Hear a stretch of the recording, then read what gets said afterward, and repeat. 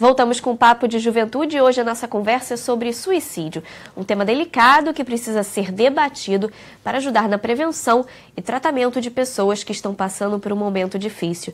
De acordo com a Organização Mundial de Saúde, 9 entre 10 casos podem ser evitados. Bom, vamos conversar agora com a Lara para ela contar o que aconteceu com ela. Lara, me conta aí do seu trajeto de vida em relação a isso, como que você superou essa fase difícil?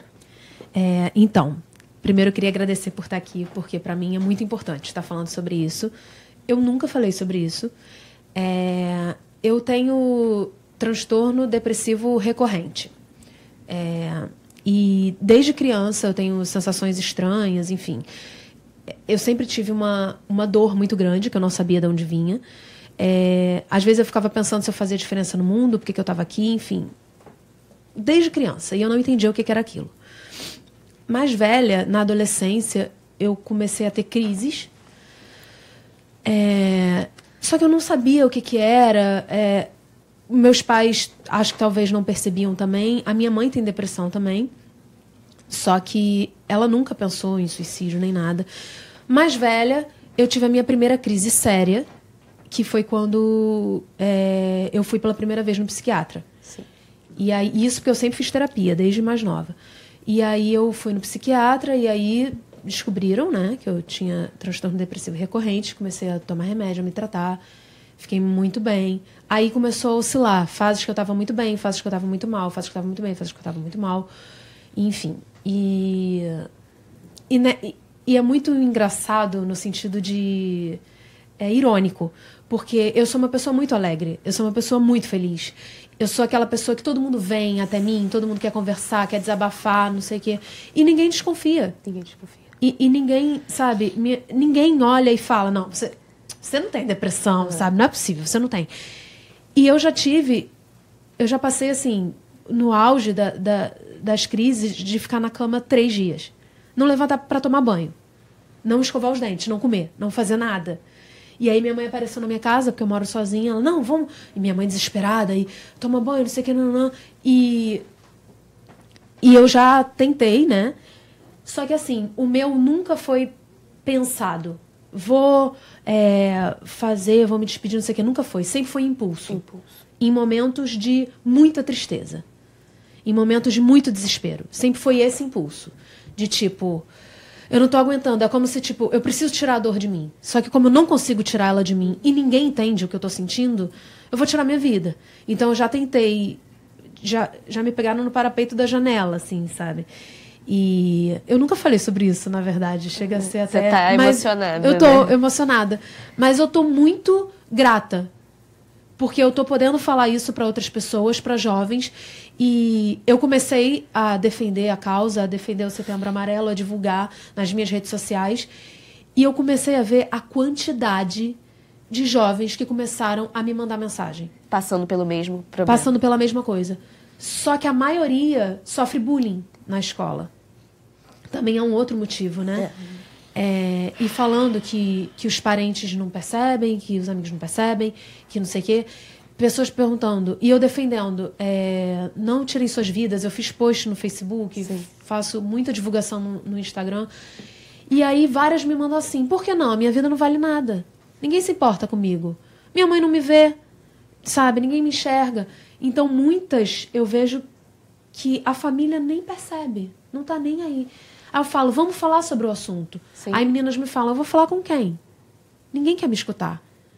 Aí eu falo, fala comigo, eu tô aqui. Isso. Tipo, sabe? Então eu tenho recebido muito e eu tô tentando ajudar. Fazer a sua parte. Exatamente, né? porque eu sei o que elas sentem. Sim.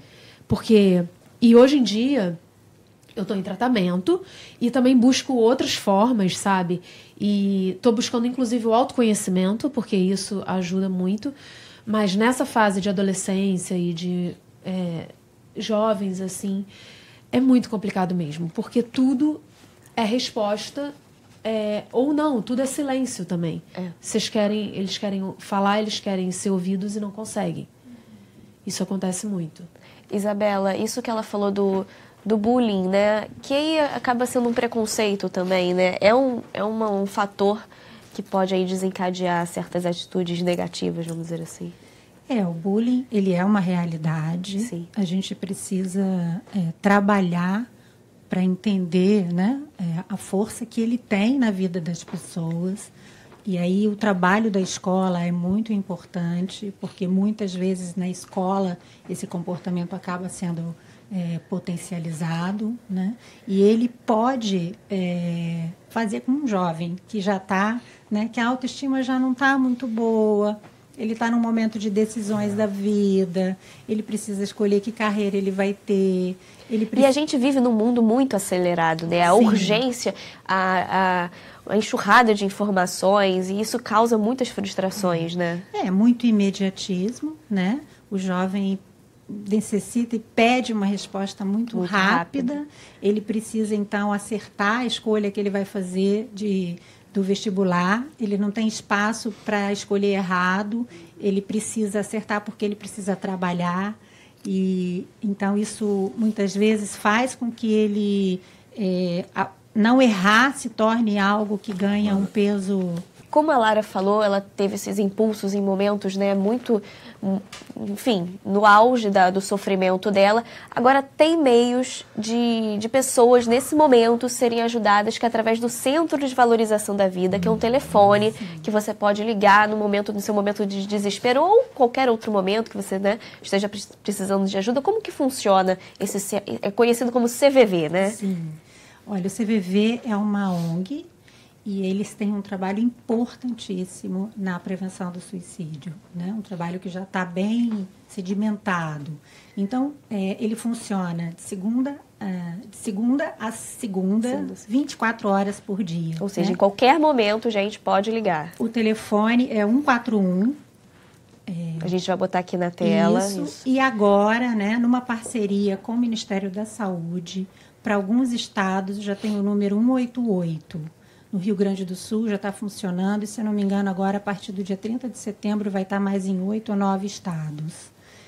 Como mais uma ferramenta, né? E também tem o chat que pode ser acessado pelo site do CVV, que é o www.cvv.org.br,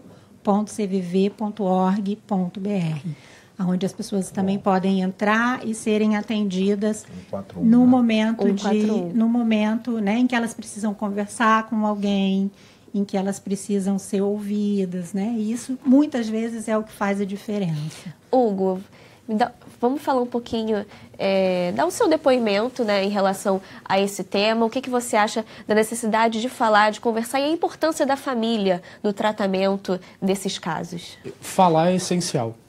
Eu tenho depressão desde 2013 e eu sempre escondi pelo preconceito mesmo de não querer debater o assunto, achar que era uma coisa, uma frescura, sendo bem claro.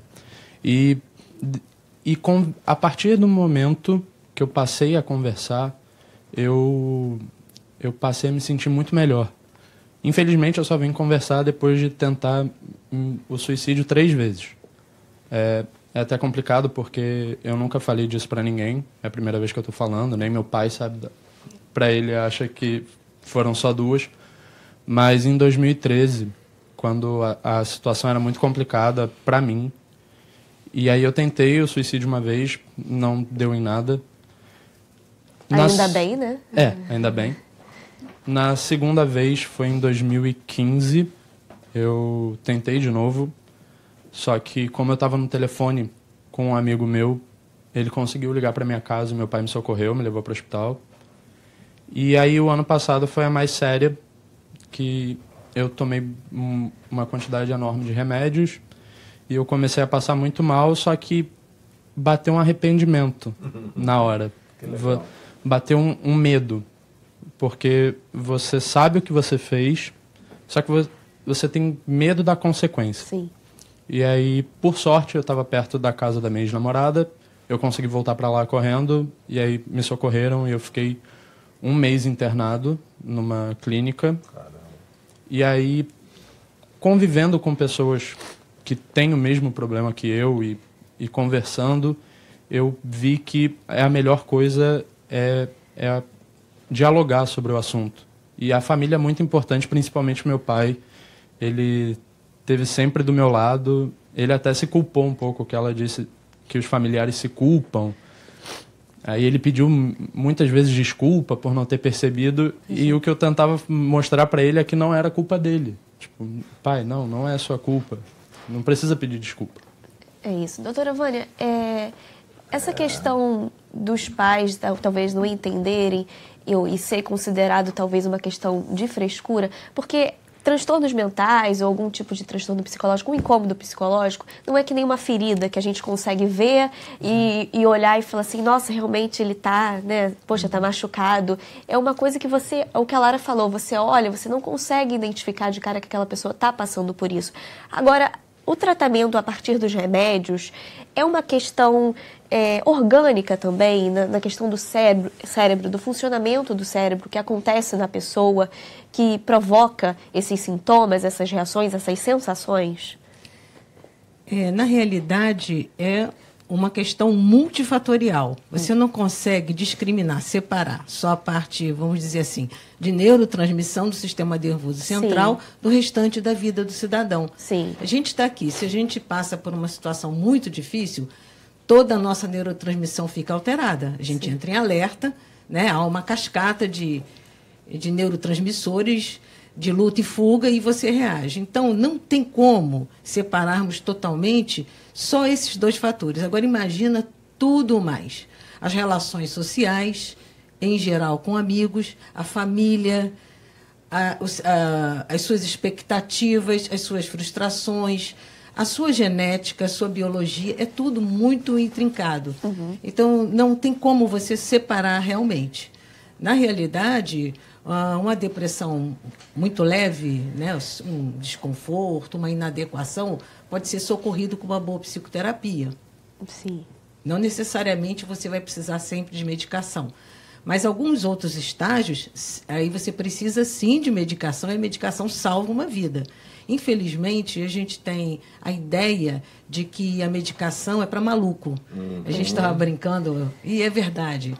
O preconceito. Psiquiatra é médico de maluco. Você está louco, fulano? Ele não vai, não. Você vai ficar todo diferente, vai ficar dopado, vai virar outro, né? Então, é muito difícil você mostrar que não é assim. E, às vezes, quando você está com o seu cliente há muitos anos, que é uma pessoa que está bem, uma pessoa que tem transtorno bipolar, a gente conversa sobre aquilo que ele tinha e como a vida dele evoluiu. Aí ele faz uma retrospectiva, isso é muito importante. Por quê? Porque ele conhecer a doença dele, o histórico dele é fundamental. Ele vai me dizer, Vânia, eu não estou tão bem, estou dando umas vaciladas. Aí vamos conversar sobre isso. A pessoa conhece, é fundamental sua aliança terapêutica. É tudo, é fundamental. Então, não tem como separar totalmente. Muitas vezes, eu queria conversar, não sei o quê. Eu tentava conversar, as pessoas falavam, levanta dessa cama, para com isso, não sei o quê. Como se fosse uma coisa só minha, sabe? Eu vou tentar levantar, e eu não conseguia, só chorava. Aí quando começaram a tentar, vamos no psiquiatra, eu não vou tomar remédio. Existe um preconceito da própria pessoa. Uma resistência, não vou tomar remédio, não vou tomar. Quando eu fui e comecei a tomar, gente, eu comecei a ver a vida de outra forma. Em 2 semanas, aquela Lara deitada naquela cama já estava levantando, querendo ver o sol, querendo sair, ia pro parque. É outra coisa, entendeu? Porque o remédio, ele realmente me deu um ânimo para eu começar a enxergar de novo a vida, entendeu? Não era só aquela força de vontade de levanta, Lara, vai, pelo amor de Deus. É só você se esforçar um pouco, não é só esforçar um pouco, sabe? E além disso. E muitas vezes nem a própria pessoa percebe, sabe? E aí tem a questão também desse comportamento dos outros em relação a quem está no momento difícil, de forçar uma barra, né, doutora Vânia? De forçar, não, vamos lá, vamos falar isso, vamos chamar ele para sair.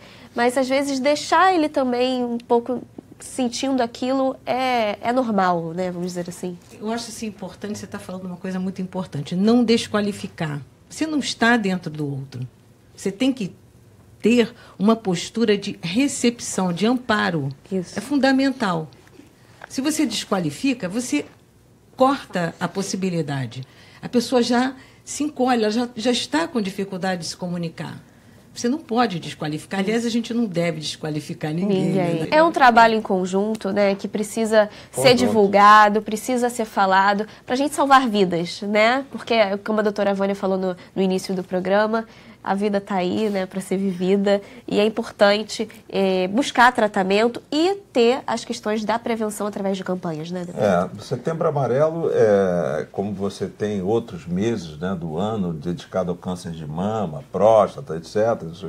O Setembro Amarelo, eu ainda acho ele muito pouco divulgado, muito pouco conscientizado. As pessoas não percebem isso daí ainda na população, talvez por causa dos números. Hoje tem uma matéria grande nos jornais sobre isso, etc., mas vai cair no esquecimento. Quer dizer, a partir de outubro não existe mais Setembro Amarelo, né?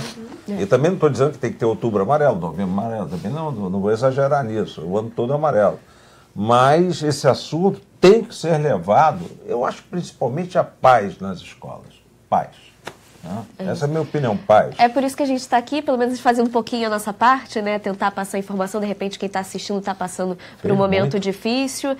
Espero que tenha ajudado você, ou se você conhece alguém que também esteja passando por um momento difícil, tem 141, CVV é muito bem lembrado. A gente vai colocar aqui na nossa tela o Centro de Valorização da Vida. Muito obrigada a você aí de casa que acompanhou o nosso bate-papo. Para rever este programa, acesse o nosso site www.alerj.rj.gov.br. Nós também estamos no YouTube, é só acessar o canal da TV Alerj que aparece aqui na sua tela. Gente, muito obrigada pela presença de vocês, boa sorte, muita saúde, muita paz para vocês. Obrigada, tá, deputado? Mais uma vez aqui no Papo de Juventude. A gente se encontra semana que vem com mais Papo de Juventude para você. TV Alerj, o canal do povo fluminense.